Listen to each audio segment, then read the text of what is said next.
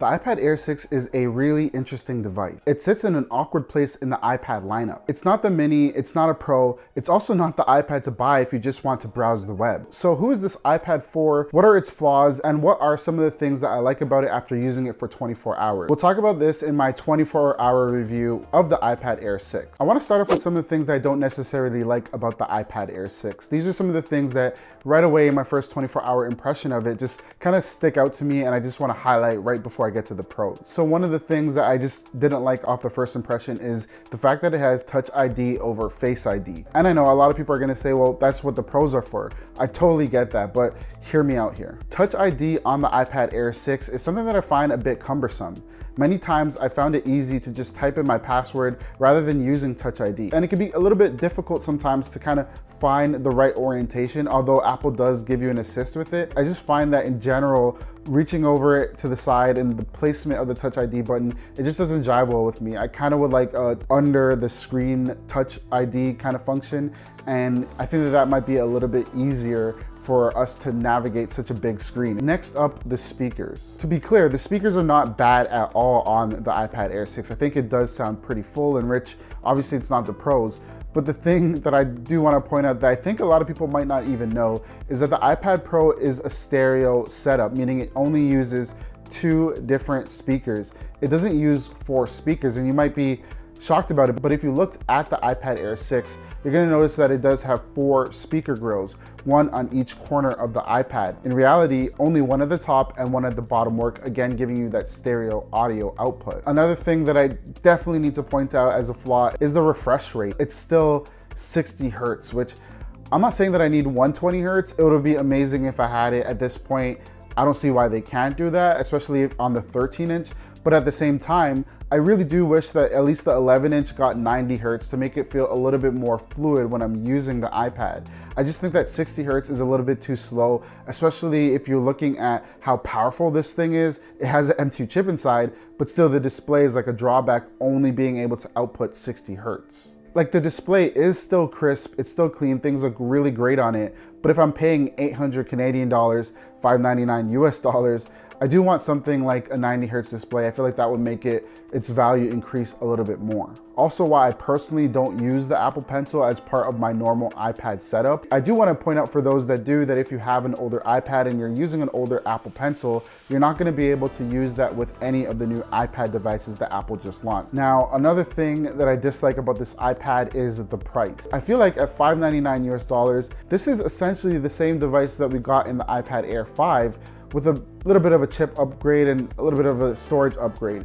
But in general, the way that it looks, the way that it functions, the way that it operates, for $599, or for me, 800 Canadian dollars, it's close to 1,000, and I think that I feel like I should get a little bit more value for that price. All right, so those are my main pain points. Those are some of the things that I really dislike about the iPad in its first 24 hours. But before I get to the pros, let's talk about today's sponsor, ESR.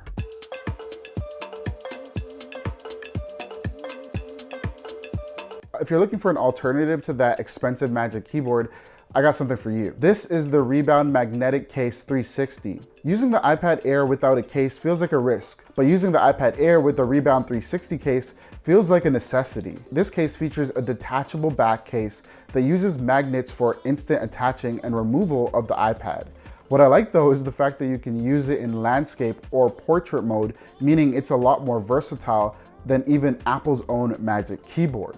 It also features a trackpad, meaning that you don't need a mouse to navigate your iPad's display, as it's built into the keyboard, making using the iPad much more intuitive. The keys are also backlit and easy to type on, making punching out long documents a breeze. To be honest, the 360 case combined with the iPad Air 6 makes it easier for me to do a lot more on my iPad. The case itself also offers a fair bit of protection, meaning that I know that my iPad is safe from dings or scratches whenever I have it in the case and I'm on the go.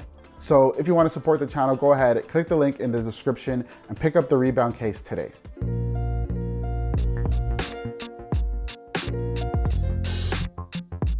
Now let's talk about what I actually like about this iPad Air 6. Now this is kind of a flip on what I said that I don't like about the iPad, and that's the price. If you look at it in a different way, I think that the price isn't too bad. The base model iPad comes in at $599 versus $999 for the new iPad Pro. And in the past, you only got a measly 64 gigs, which I couldn't fit a damn thing on that thing. Like on this one, you get 128 gigs, which is double that storage. You get more bang for your buck in comparison with the iPad Airs of the past. Also, if you look at the difference in price, that's literally a $400 difference from the iPad Air 6 and the iPad Pro 11-inch. So if you don't care about 120 Hertz, an OLED display, the M4 chip, FaceID, and quad speakers, the Air is actually a really great value. Now, it's even greater value when you factor in the M2 chip. Now, I'm not gonna quote benchmarks or run any specific test. I think that a majority of people probably don't care. But what I will say, with my 24 hours using this thing, I've used it for gaming, I've used it for writing out documents, signing things,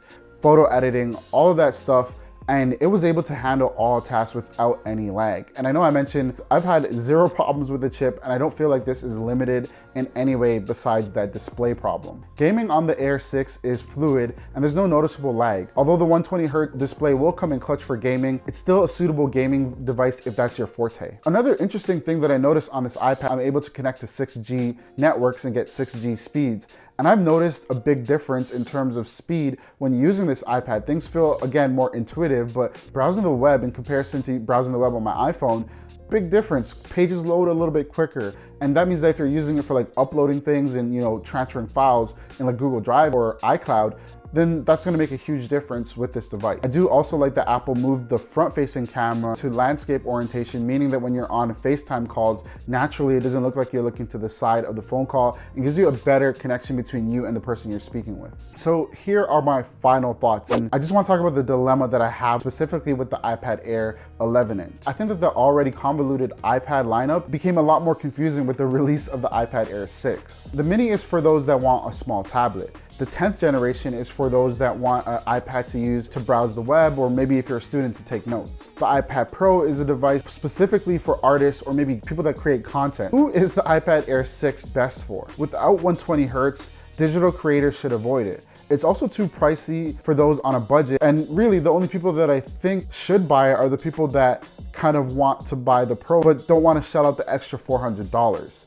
But in that case, just get the iPad 10th gen or wait for the 11th gen to come out in the fall. If you look at what you're able to do with the iPad through iPad OS, you're gonna be able to do the exact same things on that 10th or 11th gen. And that's kind of where I'm at with this after 24 hours. I don't know if I'm gonna keep it. I have to really use it a little bit longer, and I might do a full review. So if you have any questions, let me know down below in the comments. But in general, let me know your thoughts on the iPad Air 6. And if you found this video useful, make sure to give the video a thumbs up. Don't forget to subscribe, and I'll see you in the next one. Peace.